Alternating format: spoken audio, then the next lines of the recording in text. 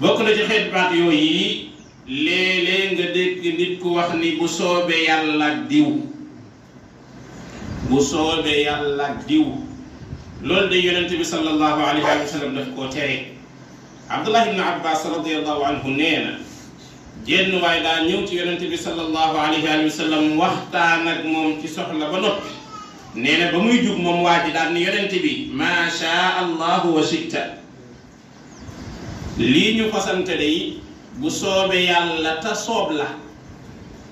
yonent bi ne ko aj'altani lillahi niddan moo danga may def ndendal yàlla moo ndax danga may def ndendal yàlla del wax bu soobee yàlla rek. bu dee yonent bi sallallahu alayhi wa sallam moo dégagé boppam ci wax jooju keneen ku dul moom kon waxi noppi. kon kàddu googu siiw na ci sunuy wax waaye kàddu la bu yonent bi tere te saxal na ni wax ji dendale yàlla ka nga tudd ci wet ga la bokk. yàlla incha allah musal